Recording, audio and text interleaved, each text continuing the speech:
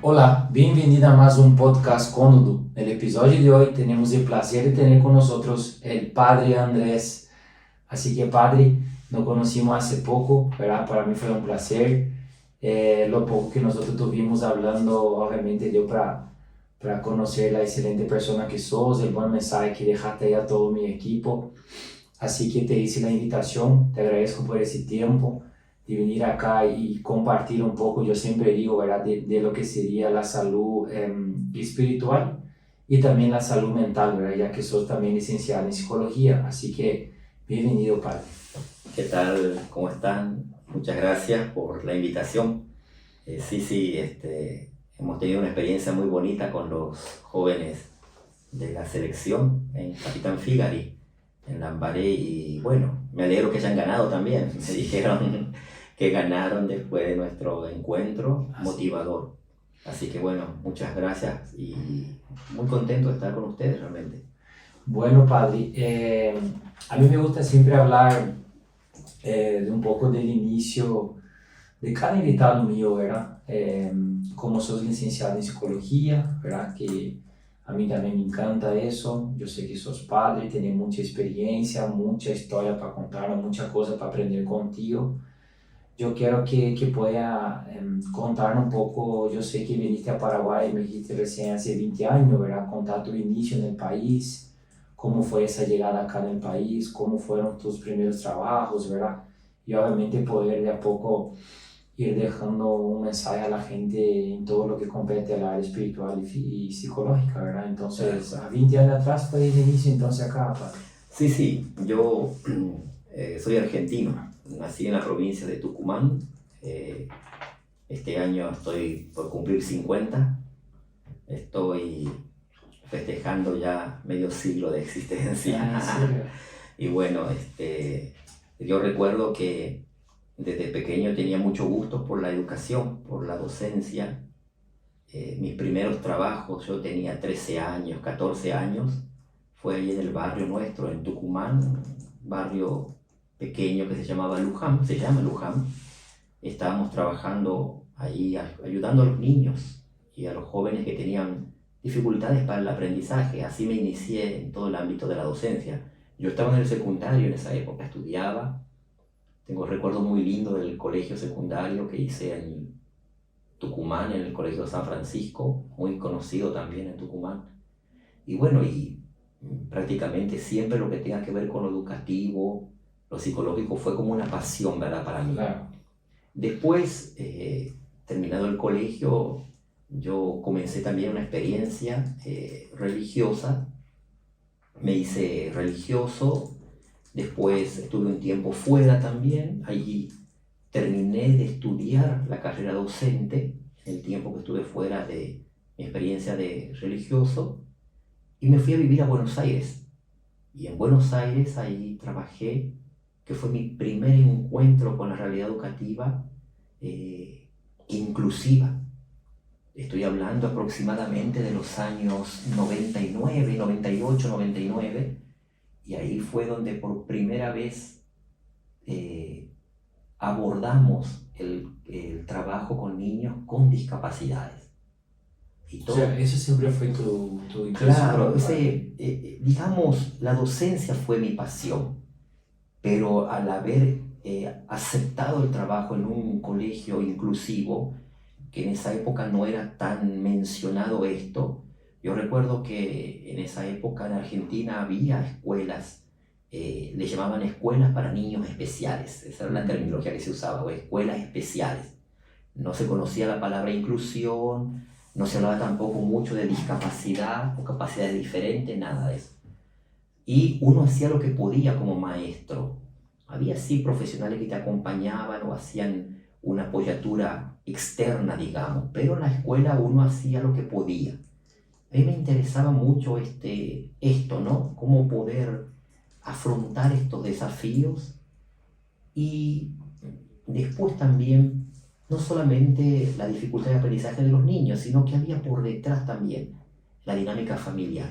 Yo recuerdo que cuando el gobierno de la ciudad de Buenos Aires ofrecía a los maestros, a los docentes capacitaciones, yo me inscribía en todos los cursos, muchísimos cursos, que tenían que ver con la psicología, el ámbito del aprendizaje, psicología social, psicología comunitaria, psicología familiar. Y bueno, y ahí como que fui ampliando mi conocimiento en lo que implicaba trabajar con niños con necesidades especiales, con discapacidades y también con la complejidad de la familia, ¿no? Que era algo en ese tiempo no tan grave como lo que se vive hoy, especialmente en el tema de los abandonos, de los maltratos, pero sí una sobrecarga laboral que los padres tenían, que hacían que los niños o los jóvenes estuvieran mucho tiempo solos o con cuidadores, en este caso niñeras, gente así que podía dedicarse más al cuidado del niño que los propios padres. O también en Argentina en esa época era típico de que vos metías al chico a las 8 de la mañana al colegio y lo sacabas a las 5 de la tarde. Y el que no tenía esa modalidad se le pasaba el resto de la jornada en una guardería, hasta que el papá y la mamá volvían del trabajo y bueno, y hacían su oficio en el hogar, ¿verdad? Y ahí a mí me interesaban mucho todo esto que tenía que ver con las dificultades de los niños, los jóvenes, para relacionarse, para aprender. Leí mucho, estudié mucho. Después, en el 2003, fue que llegué acá al Paraguay con la congregación a la que pertenezco, la Inmaculada Concepción de Castro, una congregación de origen francesa. Acá nosotros en Paraguay nos conocen como los hermanos azules, y a las hermanas azules, ¿no? Porque nuestra congregación surge en el sur de Francia, y ya en esa época de la fundación, estamos hablando del año 1836, siglo XIX, la santa fundadora, la madre Emilie de Villeneuve, coloca a las monjas el hábito azul, por eso no era común. Y ahí surge en Francia este apodo, ¿no? Las hermanas azules, ¿verdad? Y a nosotros los varones también nos va a tocar este apodo, ¿verdad? Esta cosa familiar. Y llegué al Paraguay en el 2003, y fue acá en Paraguay donde me decidí a estudiar psicología. ¿Y cómo fue ese inicio, padre? O sea, yo siempre digo, ¿verdad? Y estaba comentando contigo, ¿verdad? La importancia de la salud espiritual y mental, pero con tanta sabiduría que voy a tener en la salud espiritual, ¿verdad? Aprender el lado psicológico, yo creo que una cosa camina a veces con la otra, ¿no? Sí, lo que pasa que durante mucho tiempo es como que hubo una riña entre ciencia y fe. Aun cuando los papas que hemos tenido, Juan Pablo II, Benedicto XVI y otros, ¿verdad?, que también han dado su aporte a la ciencia y siempre sostuvieron que la ciencia y la fe nunca pueden estar reñidas, porque el ser humano es una unidad. Somos una dinámica física, biológica, espiritual, psicológica, mental y social ambiental. Entonces, todas estas dimensiones que nos hacen, nos atraviesan. Entonces no podemos separar una de otras. Y cuando alguna de estas dimensiones está afectada, todas las demás también se afectan, ¿verdad? Entonces, para mí, entender desde la psicología también cómo ayudar fue un avance y un desafío. No nos olvidemos que la psicología comienza con mucha fuerza en el siglo XIX, con los primeros, digamos, padres de la psicología experimental, pero después quien le va a dar una fuerza y una dinámica distinta va a ser Freud, el famoso mentor del psicoanálisis, ¿no? Que la verdad que dejó un legado para la psicología que, aunque no es a veces aceptado o es muy controversial, es prácticamente uno de los padres de lo que sería la psicoterapia y la búsqueda interior. Y yo descubrí ahí que así como uno desde lo espiritual busca conectarse con lo trascendente, también desde la psicología hay que poder conectarse con aquello que nos hace ser personas, y también con aquellas cosas que por ahí tenemos o traemos de nuestra historia personal que nos afectan o nos condicionan hoy.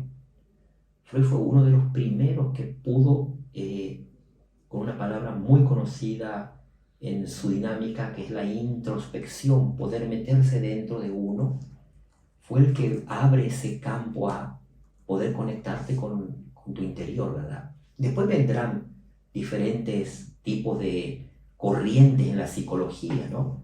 La conductista, la conductual, la cognitivista, etcétera, ¿no? Que van a tener una mirada distinta del hombre y van a enfocar sus terapias, hacer todo este tipo de trabajos de mejora de la calidad de vida. Pero lo espiritual es lo que hoy está tomando relevancia, sobre todo después de la pandemia.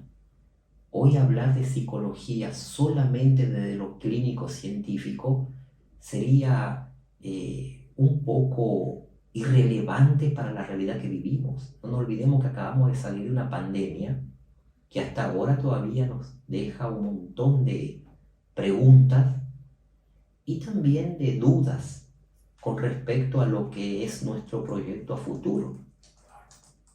Vamos a ser sinceros, nosotros no tenemos asegurado nada, ¿verdad? La pandemia, eso que de la nada. claro, la pandemia nos ha dejado al desnudo con nuestra realidad humana, de finitud, se podría decir así, y uno tiene que ver en esto, como decía el psicoanálisis, hay dos cosas clave en nuestra vida, la vida y la muerte. No hay otras realidades, decía la ciencia. ¿Qué hacemos en el medio de estas dos realidades? Eso va a depender mucho de nuestra decisión, de nuestra calidad de vida, de nuestras elecciones. Y la pandemia nos pone al descubierto de que hay que vivirlo al tiempo y disfrutarlo ahora en el momento, pero con calidad. Y con calidad de vida física, espiritual, mental, ¿no? Claro, claro. Padre, bueno, yo siempre considero mucho esas dos, digamos que esos dos puntos, ¿verdad? De la salud mental y física. Obviamente que después de la pandemia también la gente valoró mucho lo que es la salud mental, ¿verdad? Vos sabrás mejor que yo, que siempre tenés tus pacientes también y bueno, todas las cosas, digamos que dudas, como dijiste, capaz secuelas que quedaron de la pandemia y nosotros no sabemos qué puede pasar mañana, ¿verdad? Y hoy la gente considera mucho eso. Yo quería hablar de un punto contigo, padre, más bien de lo que es la psicología, sí, la psicología clínica, pero yo diría más bien de la psicología comportamental. Y lo quería lo sentido como recién estábamos hablando de lo que fue el celular, digamos que antes, la tecnología, la red social, todo lo que genera hoy, ¿verdad? ¿Cómo vos viste ese cambio, padre, en relación a eso que te estoy comentando, ¿verdad? El comportamiento no solo de la adolescencia, até mismo de un adulto, ¿verdad? ¿Qué cambió eso, padre, para vos? Porque obviamente la gente habla mucho hoy, digamos que de la salud digital, como digamos, ¿verdad? La gente hoy duerme menos, hoy hay la luz artificial, cosa que años atrás no complicaba mucho, ¿verdad? ¿Cómo vos ves ese cambio, padre? Realmente, ¿qué cambió hoy? Digamos que antes de redes sociales y de lo que sería el celular y la tecnología de hoy, ¿verdad? ¿Cómo vos ves eso, padre? No solo el cambio que hay hoy y qué esperamos para el futuro, ¿verdad? Sí, Hugo, mira, es un tema muy complicado y muy complejo. Yo cuando estuve haciendo una maestría en Buenos Aires, en la Universidad Favaloro, muy conocida en Buenos Aires, tuve la dicha de conocer grandes personas de la ciencia. Yo hice una maestría en psicoinmuno neuroendocrinología y justamente en estas áreas de la salud tuvimos grandes profesores que son personas maravillosas también por su sabiduría y su humildad. Y algo que me quedó muy marcado a mí fueron las clases de neuropsicología. Decía un neurólogo, ¿no? que antes de la llegada de la cibernética, nuestro cerebro se adaptaba a la realidad de una manera. Después de esta, digamos, llegada muy, muy fuerte, muy tormentosa, estrepitosa, Muy brusco. abrumadora de lo que es la red social, el cerebro se adaptó, pero en negativo. El cerebro es un órgano prácticamente, por así decirlo, un término popular, bobo. El cerebro es bobo, o sea, recibe lo que se le estimula.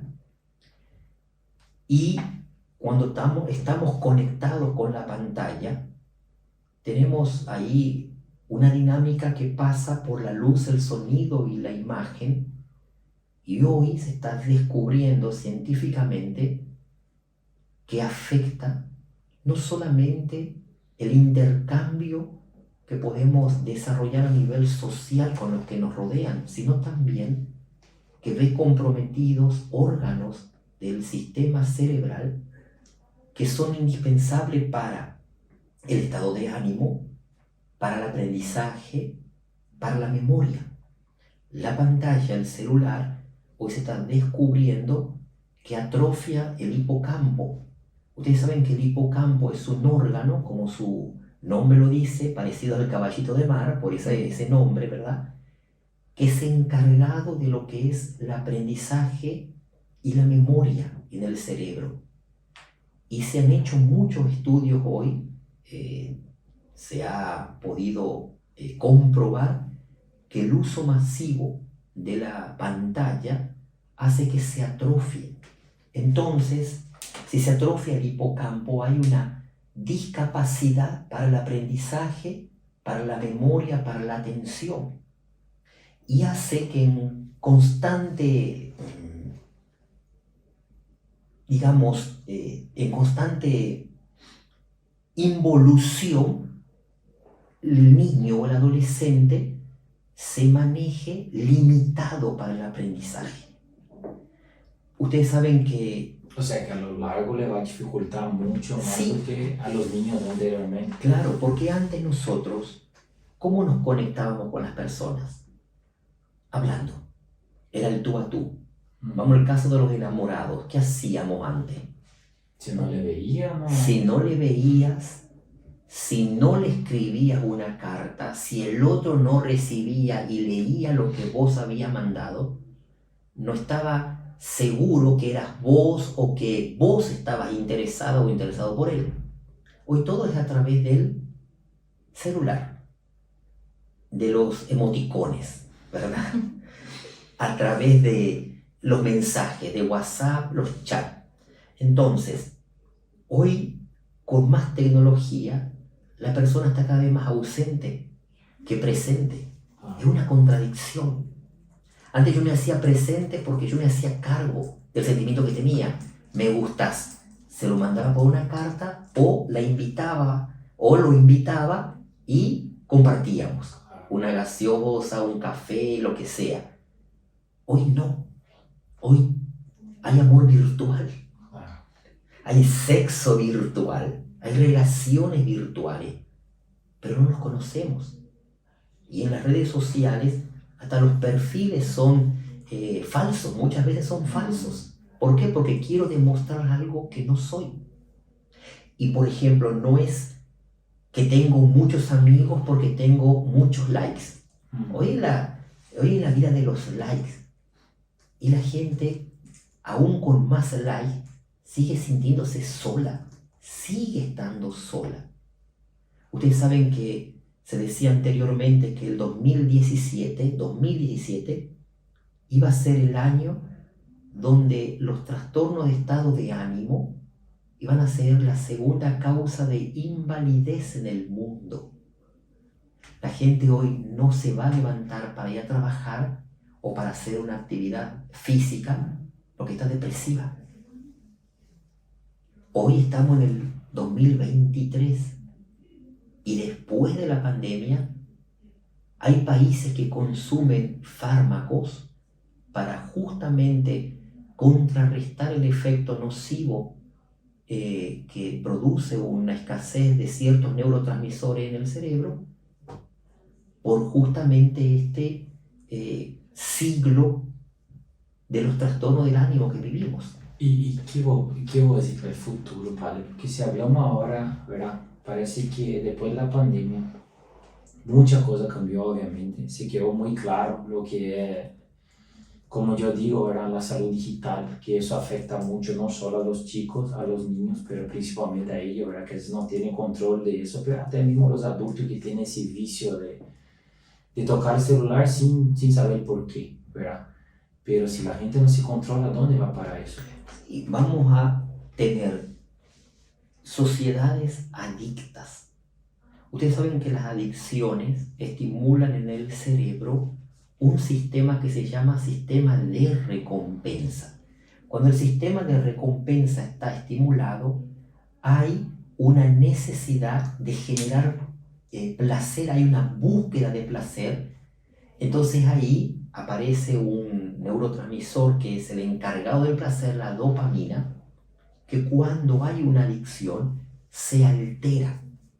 Entonces el placer se convierte en un problema. ¿Por qué?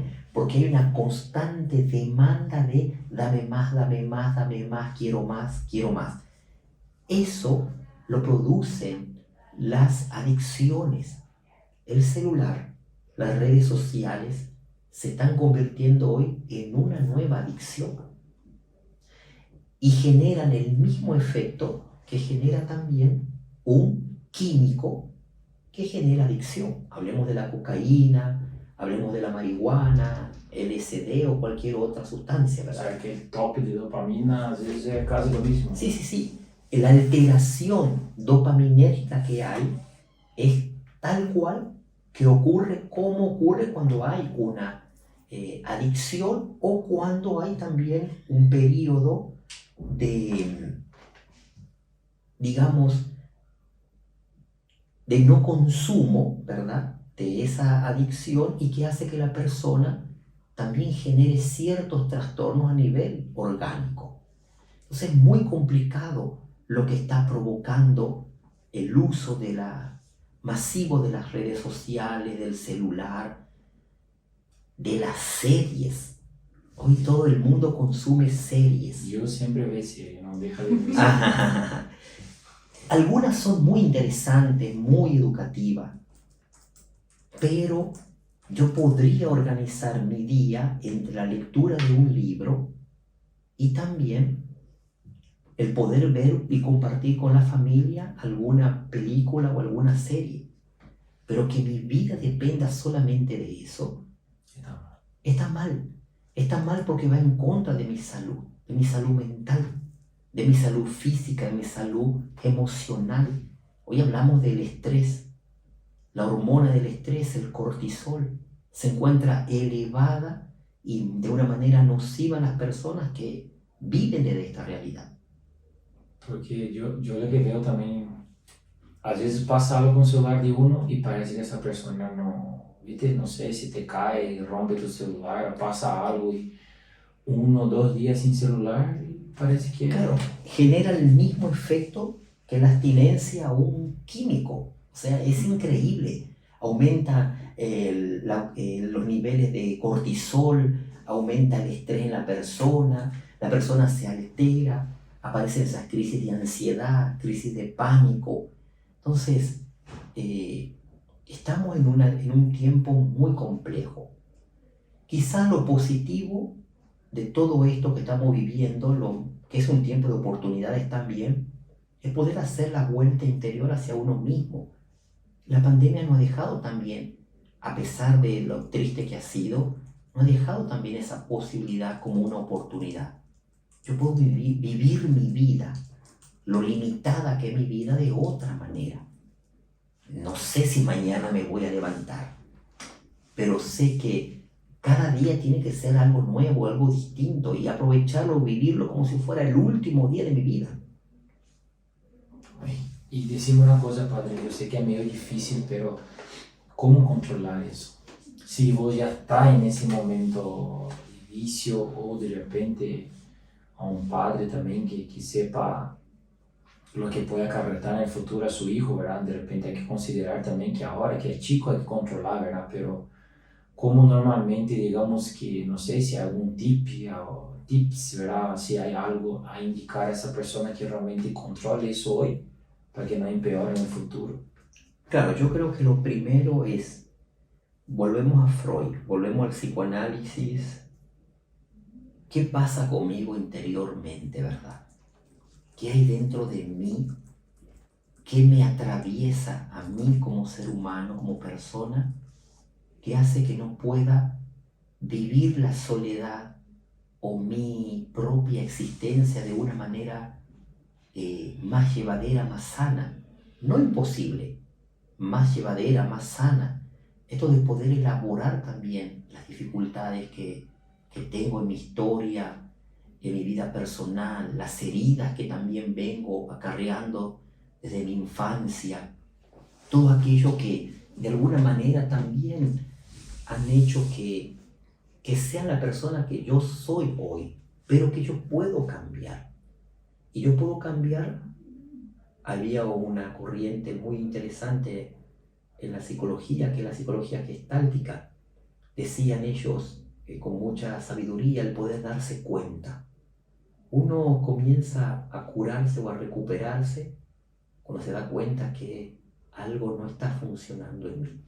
Esta soledad no la puedo administrar, este desamor por el que paso, no puedo hacer el duelo, esta crisis que vivo me está descompaginando todo mi entorno, todo todas mis posibilidades.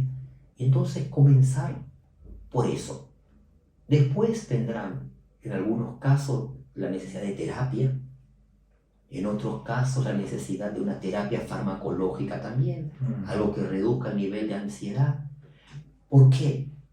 Cuidado con el estrés que provoca el estar constantemente enganchado al celular, a las redes, que por ejemplo me quita las horas de sueño, sean niños, jóvenes o adultos.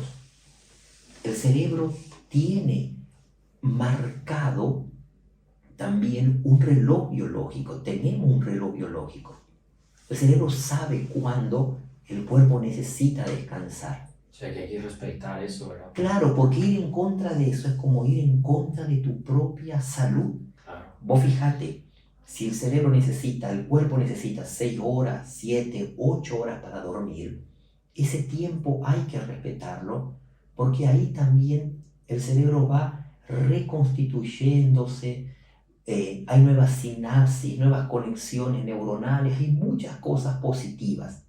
Cuando eso se ve alterado, sí o sí hay que recurrir en algunos casos a medicación, pero esto tiene que ver con un pico de cortisol que está elevado y que está deficitario en el organismo el poder, el cerebro administrar eso, ¿verdad? Entonces hay que tener mucho cuidado con este tipo de cosas. Miren que el cortisol tarda en irse de la sangre más de 6 horas. Lo que degrada el cortisol es la oxitocina, es la hormona que uno conoce, ¿no? La de la lactancia, también es conocida como la hormona del amor, del afecto. Qué importante es esto del contacto físico. La pandemia nos lo ha sacado un poco a eso, ¿no? El abrazarse, el quererse, el nutrirse, el darse buenos consejos, motivación, estimulaciones, el decir te quiero, te amo, no sé. Todo este tipo de cosas que también regularían ese exceso de cortisol. O sea que el sueño es fundamental. El sueño es fundamental. ¿Por qué? Porque un cuerpo sin el suficiente descanso es un cuerpo fatigado, es un cuerpo acortisolado, un cuerpo estresado. Está constantemente activo el sistema simpático. Nosotros tenemos dos funciones del sistema nervioso. Parasimpático, lo que me permite estar en relajo, tranquilidad, reflexión, inclusive sirve mucho para la alimentación, uno come tranquilo, ¿no? Cuando el sistema parasimpático está regulado. Y después tenemos el sistema simpático, el sistema excitatorio, que nos permite estar a veces a la defensiva, cuando estamos alterados, que se activa. Y hoy contamos que estamos todo el tiempo con un sistema nervioso alterado, un sistema nervioso simpático excitado. Y decime una cosa, padre, bueno, de hecho que sabemos, yo siempre también suelo decir que todo el mundo sabe que 8 horas de sueño es lo indicado, ¿verdad? Un promedio. Pero ¿y esa persona que llega tarde al trabajo, tiene que hacer su comida, el otro día tiene que despertar temprano por su hijo o por el otro? Si tiene un promedio de 6 horas y media por día y teóricamente te dice, pero yo me acostumbré a eso, pero eso a la larga le pasa la factura, ¿verdad? Sí, sí, también va a depender mucho de la calidad de vida de esa persona, ¿verdad? 6, 7, 8 horas de sueño va a depender mucho de cada uno también, de la dinámica personal de uno. ¿Por qué digo de la calidad de vida? Porque si una persona que durante el día se ha dado lugar para el descanso, el poder leer un libro, escuchar una música que relaje el cuerpo, hacer un deporte, te dicen, bueno, me voy 1 hora al gimnasio, 15 minutos caminata, salgo del trabajo, llego un poquito tarde a casa, me voy a jugar pelota con los muchachos. Todo ese tipo de cosas son positivas. Ustedes saben que nosotros tenemos un sistema en el cerebro conocido como sistema reticular ascendente. Un nombre medio raro, ¿verdad? Pero es increíble que este sistema es como que se activa cuando yo me proyecto positivamente. Es como decir, yo puedo anticipar mis fracasos y eso depende mucho de mí, no de las circunstancias externas. Es decir, yo empiezo mi día y termino mi día de una manera positiva, creo que al día siguiente me voy a levantar con otra dinámica, con otra mirada. Y hay un sistema conocido en el cerebro como BDNF, que es por su nombre, sus siglas en inglés, ¿no? Un factor neurotrófico de desarrollo del cerebro, ¿no? Este factor, ¿con qué se activa?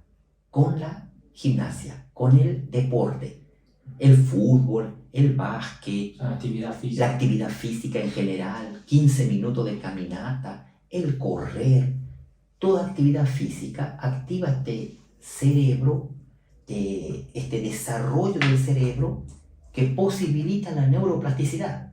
Antes se decía que las neuronas no se volvían a desarrollar, a formar. Ahora se descubre que no, vamos a seguir teniendo esta neuroplasticidad hasta que muramos. Va a depender mucho de mí, de mi calidad de vida.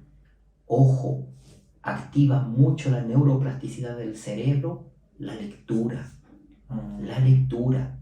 Tenemos que preguntarnos hoy, ¿cuántos libros leo en un año? Pero lectura de libro, no de Libro, celular. no del celular. No es lo mismo leer La un gente a libro. veces te dice, por ejemplo, la No, no, Biblia, no. no, yo tengo mi Biblia digital, pero... No. Tiene que ser esa sensación que le da al cerebro el intercambiar con un papel. Porque no solamente en el papel vos lees, sino también que vos dejás tu marca, vos escribís, vos marcás. Por ejemplo, yo tengo todos mis libros marcados, todos, hasta la Biblia, todos están marcados, están subrayados, tienen mis propios aportes. Porque vos ahí estás haciendo también que tu cerebro se vaya cada vez más complejizando en esa actividad de aprendizaje. El celular no, porque solamente enfoca una sola cuestión, la imagen. Y eso es solamente una parte. Y o sea, la verdad que la lectura de un libro en sí, obviamente que bajó muchísimo, ¿no? Porque até la venta de libro digital es mucho mayor que el libro de antes, ¿verdad? Pero hablando, padre, de esos puntos que vos me estás diciendo, ¿verdad? Mucha gente a veces pregunta, mucha gente busca hoy calidad de vida, ¿verdad? Y yo suelo decir acá, até con algunos invitados, ¿verdad? Que siempre pone algunos puntos claves de cómo, cuáles son los puntos más importantes para una calidad de vida, ¿verdad? No sé si vos vas a compartir, pero siempre dice el descanso, la actividad física, una buena alimentación ahí está el punto que mucha gente no habla, que se llama tiempo de calidad o salud emocional. O sea, normalmente como el profe que vino a hablar con nosotros, el nutricionista, ¿verdad? El profe Pablo decía, tener un buen descanso, una buena alimentación, tener tu actividad física, aunque sea 15 minutos de caminata, ¿verdad? Y el otro punto que como una lectura de un libro o un tiempo tuyo, ¿verdad? Yo siempre suelo decir una vacación interna tuya, diaria, ¿verdad? O sea, tener tiempo de calidad tuya, o sea, por ese día a día, por ese que a veces nosotros estamos de aquí para allá, se te va, como vos dices, está el estrés del tránsito, del colectivo, del trabajo, del hijo, de la familia. Entonces, mucha gente habla de descanso, comer bien y hacer ejercicio, pero ese cuarto punto, ¿cómo vos lo definirías, padre? Bueno, Yo creo que es importante, ¿no? Porque hablamos de una salud emocional de la persona. claro, creo que lo otro que hay que agregar a esto es la cuestión que tiene que ver con la espiritualidad. Hoy se está descubriendo, justamente el otro día escuchaba un mensaje de este famoso doctor cirujano, el doctor Mario Alonso Puig. Decía él, el silencio hoy es la clave para la felicidad. Estamos rodeados de ruido. El ruido lo que provoca es un escape continuo de nuestra propia vida, de nuestra propia manera de administrar también las frustraciones. Y el silencio nos lleva a poder hacer no solo esta introspección que hablábamos hace rato, sino también que posibilita que yo me pueda conectar y también pueda tener esos momentos de tranquilidad, de paz. Él decía, cada uno use como quiera, llámele oración mental, oración vocal, rece al Dios en el que crea, pero la espiritualidad es fundamental, lo trascendente. Por eso si la psicología, repito como dije hace rato, se queda solamente hoy en lo técnico, cognitivo, lo conductual, lo científico, está pobre. Hay científicos que han descubierto que el cerebro tiene un punto que le han llamado Dios. ¿Por qué? Porque ese punto neuronal se activa con justamente estos momentos de espiritualidad. Como yo en el consultorio actúo como psicólogo, no como sacerdote, tengo pacientes de diferentes credos e incluso gente que no cree, llegamos a la conclusión con ellos mismos que el que cree se recupera más rápido. Como si fuera que hay un punto acá adentro que es muy importante lo que y ese punto activa, espiritualidad. claro, y ese punto activa todas las capacidades que yo tengo, los recursos internos que yo tengo para decir, puedo salir de esto, de este dolor, de esta pérdida, de este quiebre. Voy a dar un ejemplo concreto. Tengo una paciente a quien yo quiero muchísimo, admiro mucho. Es una señora mayor. Hace unos meses tuvo la desgracia de perder su hijo. Y de una manera trágica. Porque único hijo se suicida. Una cosa dolorosa. Hoy esta mujer trabaja en una empresa, acá en nuestro Paraguay, y de ese entorno laboral es la única persona de la empresa que genera diariamente mayor producción laboral, económica para esta empresa. Que su mismo jefe, su mismo, digamos, patrón, la pone como un ejemplo para los más jóvenes. Está haciendo una terapia para mí excelente esta mujer. ¿Y qué es lo que la ayuda a sostenerse a ella? Es la fe. Una mujer de mucha fe. Una mujer que cree, una mujer que reza, una mujer que no se ha quedado solamente en lo religioso también, sino que ha buscado ayuda. Yo necesito un psicólogo, yo necesito un psiquiatra, yo tengo que estar estabilizada. Y la dinámica que tiene esta mujer para vivir contagia a muchísima gente que la conoce y la rodea. Hasta a mí mismo me hace sentir bien cada vez que yo hablo con ella y que va al consultorio. Es para mí como una retroalimentación espiritual el compartir con esta mujer. Como conozco otra gente que el dolor, la pérdida o lo que fuere, le ha sesgado la vida, les ha marcado tanto, pero han decidido quedarse ahí y no pueden salir. Por eso vuelvo a lo mismo, cuidado con esto del sistema reticular ascendente. Yo mismo puedo programar mi propia desgracia o mi propio fracaso. Eso tiene un poco que decir con esa, a veces la gente dice esa frase, mente sana, cuerpo sano, Tal mente cual. enferma, cuerpo enfermo. Cuerpo enfermo. Exactamente. Alguien me preguntaba, el amor siempre es sano. Y no, el amor nunca va a ser solamente sano. Hay gente que ama, pero ama de una manera enferma. Por eso se produce lo que se produce, ¿no? En las relaciones, por ejemplo, de pareja. Ese apego, esa codependencia. Y entonces los vínculos que se generan ahí son vínculos patológicos. Una persona enferma va a amar de una manera enferma. Te controlo, te ahogo, te asfixio. Y entonces hay que tener mucho cuidado también con ese tipo de cosas. Por eso vuelvo a este punto, como decía Wong, el otro profe que lo dijo muy bien. Gente, cuidado.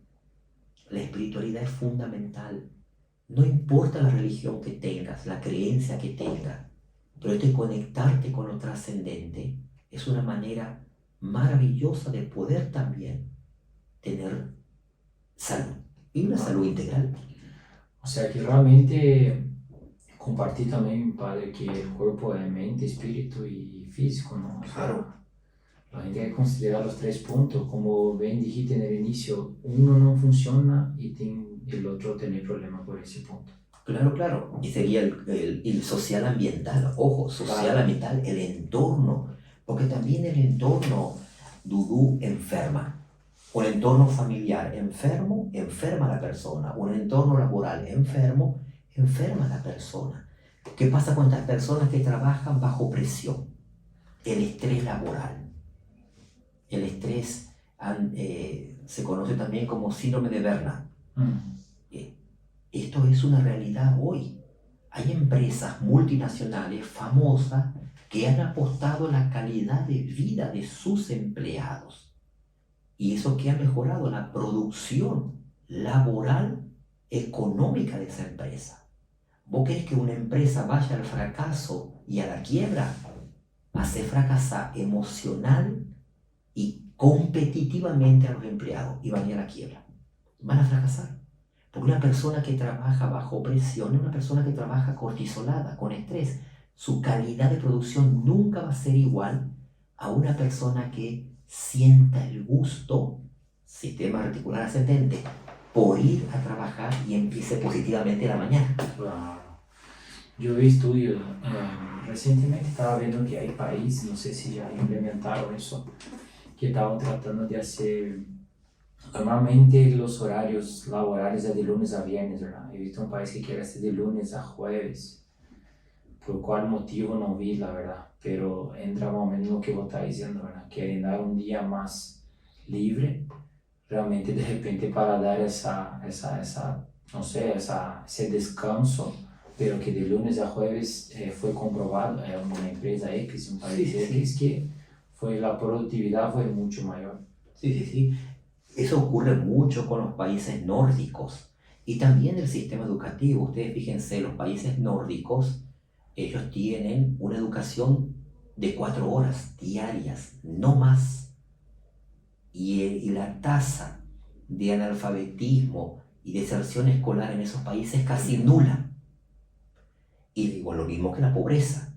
Ahora, tenemos países, por ejemplo, que tienen esta posibilidad también de hacer programas que protejan no solamente el entorno laboral, sino también familiar de sus empleados. Por ejemplo, veo un caso concreto que me llamó mucho la atención. En el 2018 Francia sacó con varios neurólogos científicos en general, pediatras, etc., implementaron un programa que ellos le llaman los 1000 días, ¿no? Les 1000 jours, para este programa. ¿Qué significa este programa? Ponen ellos en este programa al papá y a la mamá del bebé que van a nacer en un entrenamiento afectivo, espiritual, económico, material, de salud, desde que la madre se da cuenta que está embarazada hasta que el niño cumple 2, 3 años.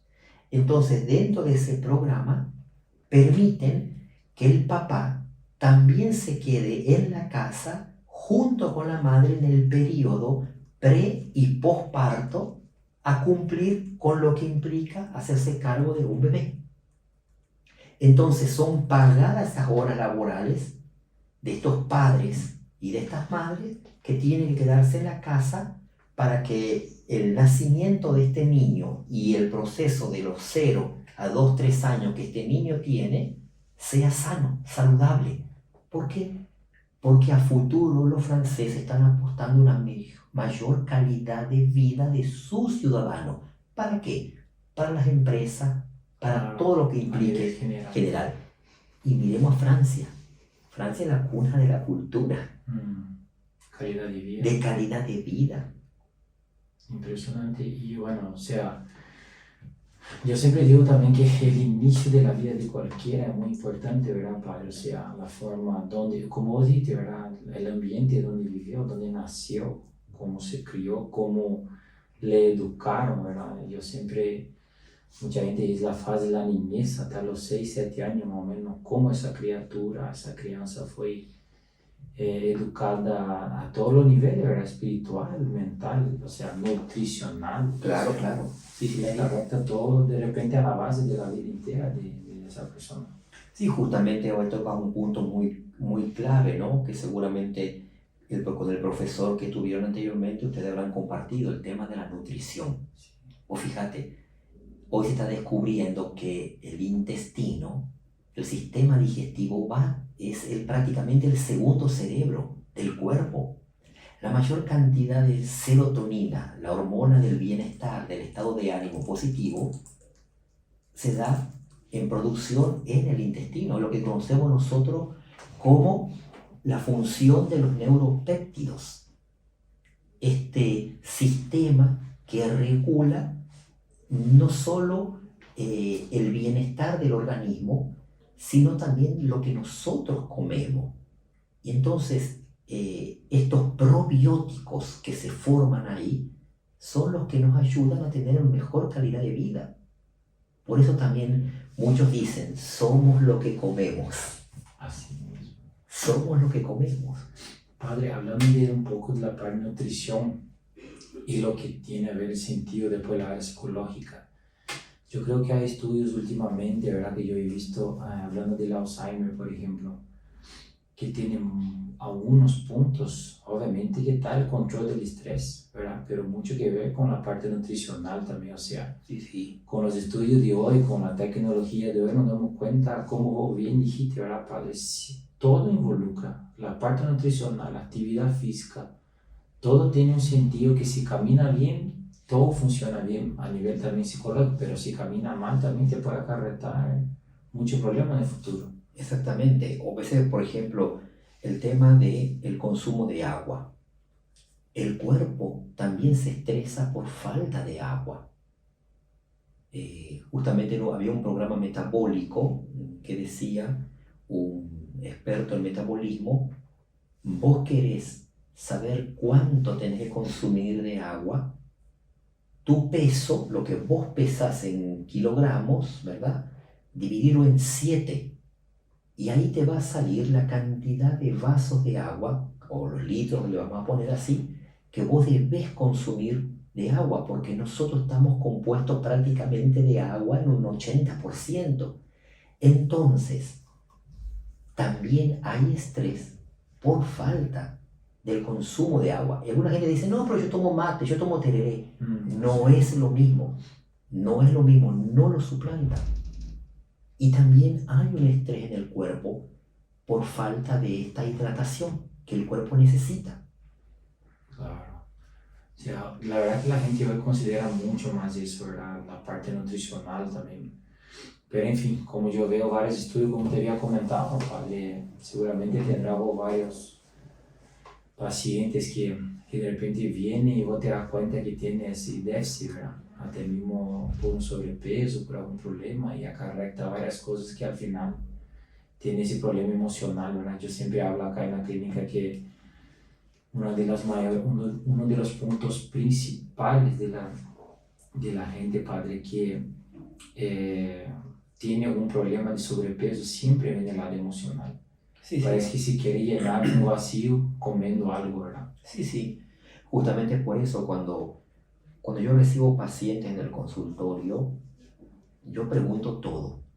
¿Qué comen? ¿Cómo duermen? ¿Qué rezan? ¿Dónde van a rezar también? ¿Qué viven en su familia? ¿Cuántas horas trabajan? Porque en base a eso uno puede tener un diagnóstico de esta persona.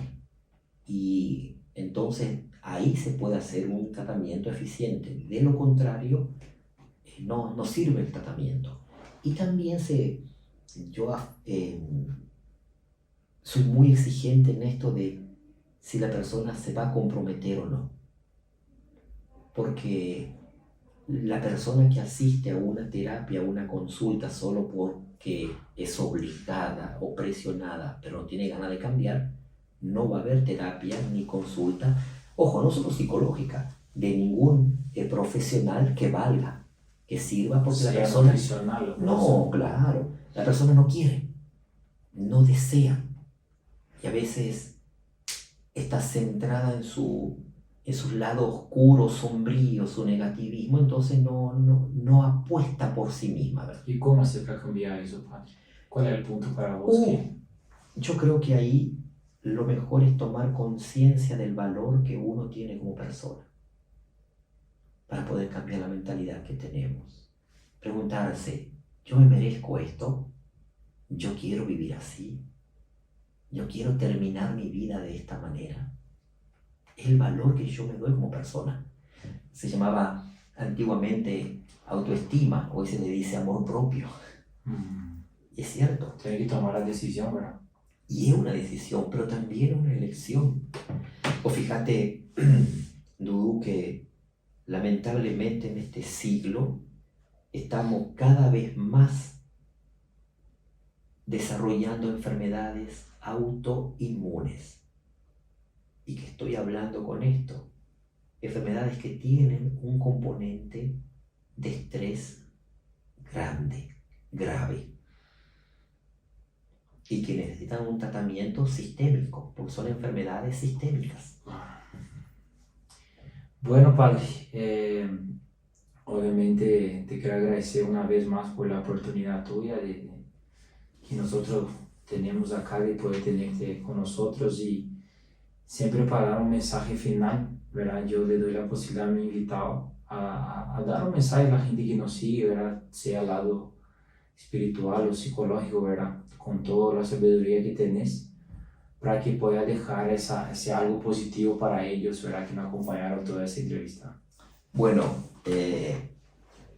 miren, yo soy sacerdote católico, estoy trabajando con el ministerio sacerdotal, acompañando en la parroquia Virgen del Rosario del Reducto, San Lorenzo, a los padres del Espíritu Santo que están a cargo de esa parroquia, muy contento, amo mucho el Reducto, vivo ahí hace 20 años, conozco mucho a la gente.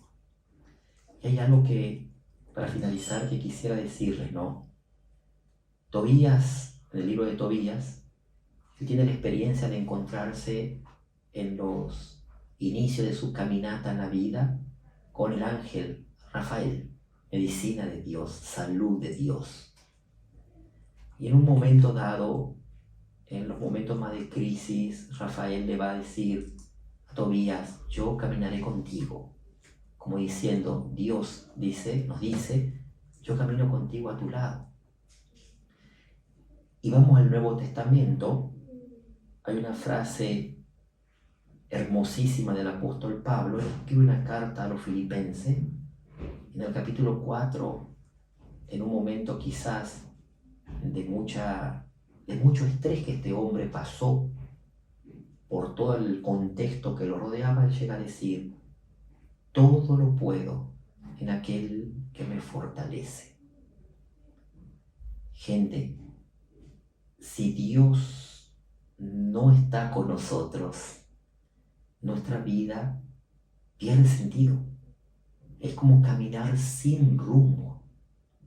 Dios, la fe, nos sostiene. Uno le puede encontrar sentido también hasta el dolor y las pérdidas. Por eso creo que este es el mejor ciclo, a pesar de todas las cosas que vivimos, de las oportunidades que tenemos. Y es aquí y ahora. Y Dios está con nosotros, está a nuestro lado. Va a caminar con nosotros. Y creo que eso hay que pedirle y dejarlo también. Pero también nosotros buscar la manera de salir adelante. Perfecto, Padre. Bueno, muchísimas gracias por tu tiempo, por el mensaje que dejaste a toda la gente.